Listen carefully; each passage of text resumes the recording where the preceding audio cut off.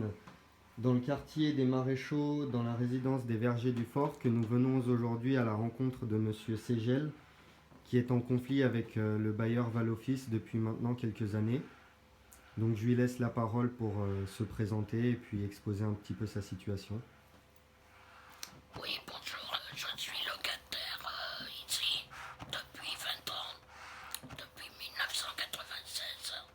J'habitais les HLM au 4e étage et on m'a donné ce logement parce que je suis tombé aveugle. J'étais atteint d'une rétinite pigmentaire. J'avais donc demandé un rez-de-chaussée. On en a profité pour me loger ici, à condition qu'on ne fasse pas d'état des lieux et que je le prenne dans l'état qu'il était. Ce logement n'était pas isolé, n'avait rien. Une grosse moquette bien épaisse suffisait pour cacher l'isolation. Les murs étaient humides et voilà, ça s'est empiré. Valoffice a acheté ça par le biais d'un bail amphithéotique entre la mairie et Valoffice en 2008, où il était bien spécifié que c'est un logement qui a été construit dans les années 1932, qu'il y avait de l'amiante, qu'il y avait du plomb, que c'était pas isolé. Valoffice a dit qu'il en ferait son affaire personnelle. Et bah voilà, ça s'est empiré. Je leur ai donc fait savoir que j'avais froid, que je souffrais. À l'époque, je n'étais qu'aveugle. Et maintenant, voilà, j'ai 2 cancers. J'ai des gros problèmes respiratoires. J'attrape des germes comme aujourd'hui. Là, j'attends d'être hospitalisé comme je le suis quotidiennement. Voilà. Merci, vous l'aurez compris, il a des difficultés à parler plus fort. On s'en excuse, mais on fait du mieux qu'on peut avec ce qu'on a.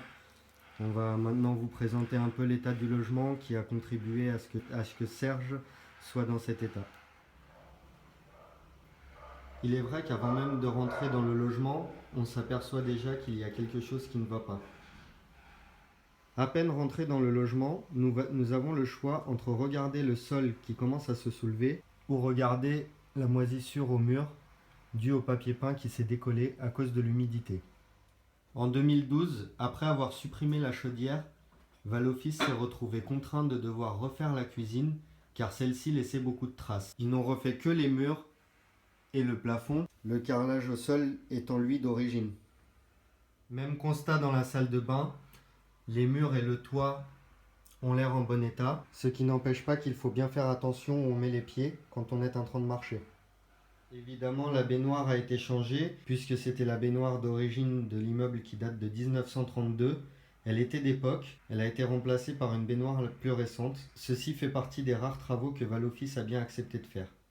Malgré le fait que les toilettes aient été refaites il y a à peu près 2 ans et demi, on peut constater que l'humidité a déjà fait des siennes. Les plinthes se décollent et le sol emboîte le même chemin. Comme nous pouvons le constater, l'humidité a eu raison de l'électroménager de l'appartement qui commence bel et bien à rouiller. Les meubles, eux aussi, ont subi des dégâts, mais c'est vrai qu'ici, personne ne peut nier les dégâts de l'humidité.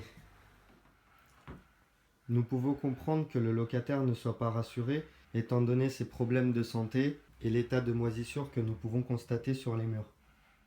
Nous sommes maintenant dans la chambre de ce locataire qui se retrouve obligé de mettre des couvertures de survie ainsi que des cartons pour se protéger du froid, car il est juste au-dessus des caves et qu'il n'y a aucune isolation pour le protéger du froid. C'est de cette manière qu'il se protège ainsi contre le froid et les maladies qui pourraient en venir à cause du froid. Il faut bien faire attention en se promenant dans le logement, car les fils électriques à nu ne nous mettent pas en confiance. À tout moment, nous risquons de les toucher, nous risquons donc à tout moment l'électrocution. Toujours dans la chambre, il n'est pas difficile de trouver la moisissure, car il n'y a pas besoin d'aller chercher bien loin. Les plinthes ne tiennent plus à cause de l'humidité, le papier peint non plus. Nous pouvons bien constater qu'il fait froid, même si à travers la vidéo c'est compliqué de vous le faire ressentir.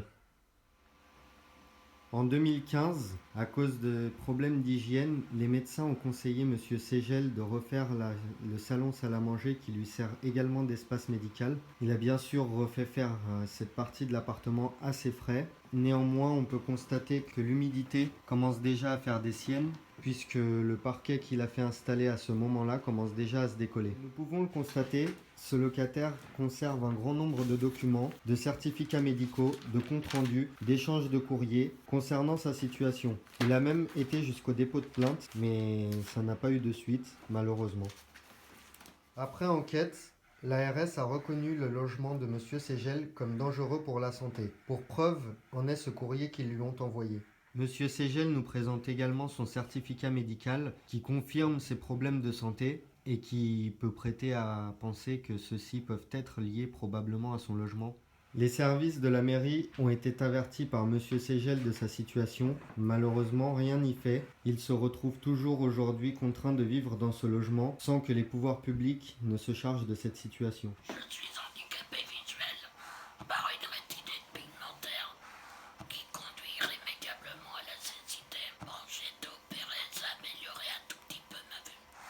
Sinon, je suis invalide à 85%, reconnu Cotorep, avec mention cécité. Sinon, je suis laryngectomisé, un cancer de la gorge, cancer des poumons, grave problème respiratoire et cardiaque. Et voilà, ça suffit pas pour que rien n'est pris en compte par ces gens sans pitié, inhumains. Comme nous vous le disions précédemment, Valoffice n'est pas totalement dans le mauvais non plus. Ils ont bien voulu refaire les fenêtres de l'appartement, ainsi que la VMC qui en avait besoin. Ils ont également profité pour changer la baignoire qui était d'époque, comme nous vous l'avons dit précédemment dans cette vidéo. Et puis au passage, ils ont changé la porte d'entrée, qui elle aussi en avait bien besoin. Après que M. Ségel soit passé dans les médias tels que Le Parisien, Valoffice l'a ensuite contacté afin de refaire l'électricité de l'appartement.